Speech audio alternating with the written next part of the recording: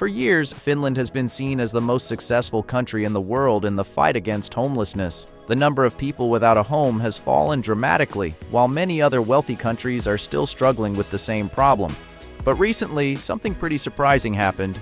After years of steady decline, homelessness in Finland started rising again. In 2025, the number increased by about 20%. So if Finland really found the solution, why is homelessness coming back? And what is rarely talked about behind the so-called Finnish miracle? In this video, let's join J30 World Discovery as we explore the dark secret behind Finland's homelessness miracle. Finland never actually eliminated homelessness. There is a fairly common misunderstanding when people talk about Finland. You often hear that the country is preparing to end homelessness by 2027. But Finland's current official goal is more accurately described as ending long-term homelessness by 2027, not guaranteeing that by January 1st, 2028, there will not be a single person anywhere in Finland who loses their home. That is an important difference, because homelessness is not a fixed group of people. Every year, people lose their jobs, get divorced, go bankrupt, face health problems, struggle with addiction, get evicted, or simply can no longer afford their rent. So what makes Finland special is not that it created a society where nobody can ever become homeless. What Finland has done better than most other countries is prevent people from remaining trapped in homelessness for too long. And to do that, Finland changed one very basic assumption. In many places, a person dealing with addiction, mental illness, or multiple personal problems is expected to stabilize their life first before becoming eligible for permanent housing. Finland asked the opposite question. How can someone rebuild their life when they do not even know where they are going to sleep tonight? That is where the housing first philosophy comes in. Instead of treating housing as a reward after someone has changed, Finland treats stable housing as the foundation that allows change to begin. A person can live in a long-term rental apartment while also receiving support based on their needs, whether that involves health, finances, employment, or daily life. It sounds very simple. But this is also where the real secret begins to appear. Secret number 1. Finland does not just give homeless people an apartment. When you hear the term housing first, it is easy to imagine the Finnish government simply buying a few thousand apartments and handing the keys to people sleeping on the streets.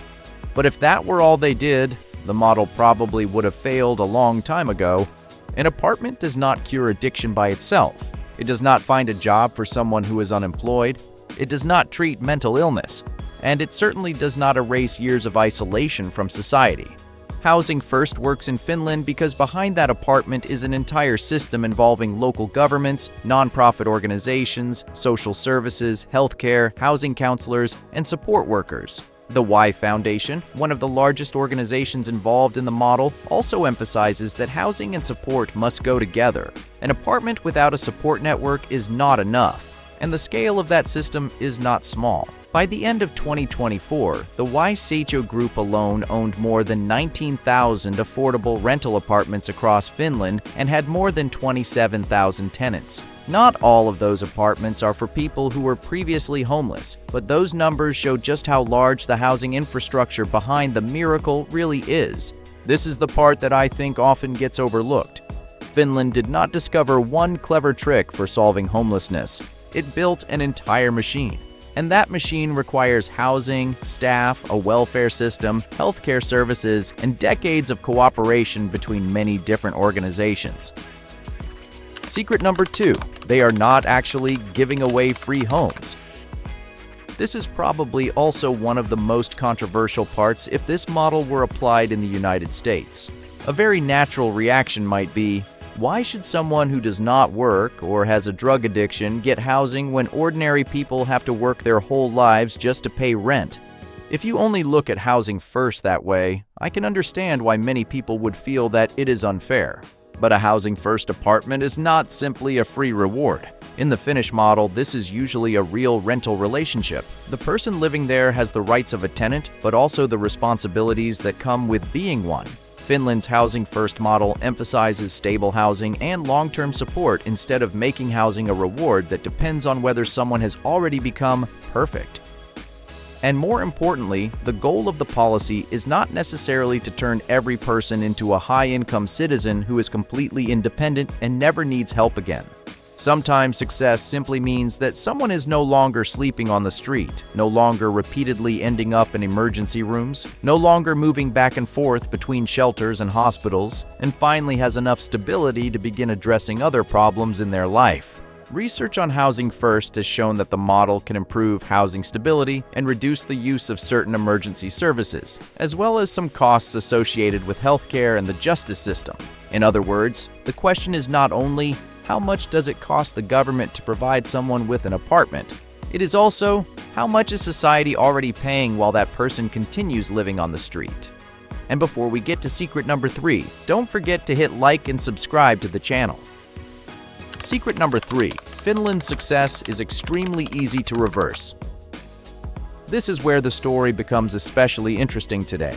For years, Finland looked like an almost perfect downward sloping graph. Then the direction changed. In 2023, the country recorded 3,429 people experiencing homelessness while living alone. In 2024, the number started rising, and by 2025, it had reached 4,579 people. This marked the second consecutive year that homelessness increased after more than a decade of decline, including an increase of about 20% in just 1 year. What is important is that Finland's housing authorities do not blame one single cause. Cities reported that the increase was connected to several factors: changes in social security, rising living costs, higher housing prices and rents, unemployment, financial hardship, unpaid rent, as well as problems involving addiction and mental health. And this reveals something very important. Housing First does not make a country immune to homelessness. It can be extremely effective at helping someone escape homelessness. But if the economy keeps pushing new people out of their homes faster than the system can move people back into stable housing, the overall number can still rise. Imagine a boat with a very powerful water pump. If water enters the boat more slowly than the pump can remove it, the boat stays dry. But if the hole gets larger and larger, even the best pump eventually starts struggling. Finland is discovering exactly that. The problem is not only getting people who are already homeless into housing. Just as important is preventing people who currently have homes from becoming homeless in the first place. Secret number 4. Homelessness numbers are not as simple as people think. There is something else I found very interesting when looking at Finland's data. When Americans think about a homeless person, the image that usually comes to mind is someone sleeping on the sidewalk or living in a tent. But Finland uses a broader definition. In addition to people sleeping outside or in shelters, its statistics can also include people temporarily living in certain institutions or people staying with friends or relatives because they do not have a home of their own. This creates an interesting paradox. Finland's homelessness numbers can sometimes look higher compared with places that focus mainly on people sleeping on the streets. But that does not mean Finland is hiding its failure. In my view, it is almost the opposite. They are trying to look at homelessness as a broader problem than simply whether someone is visible on a sidewalk. In fact, among the people recorded as homeless in 2025, the majority, about 64%, were temporarily staying with friends or relatives. Around 17% were in the category of people living outdoors, in stairwells, or in shelters. That means most homelessness in Finland today does not necessarily look like the image we usually imagine. It could be a 45-year-old man sleeping on his friend's couch for 3 months, a woman who recently lost her home because she could no longer afford the rent, or a young person constantly moving between the homes of different acquaintances because they have nowhere stable to live. That is still homelessness. It is just less visible. And even Finland's data is not perfect. The statistics are collected from municipalities and represent a specific point in time in November. Finland's housing authorities also warn that collection methods and accuracy can vary between different local areas, so it would not be accurate to say Finland has counted every single homeless person. But it would also be unfair to say that Finland's success is nothing more than a statistical trick. The decline over several decades is simply too large to explain that way. And this is why America cannot simply copy Finland. Perhaps the most interesting part is that Housing First is not actually a completely foreign invention to the United States.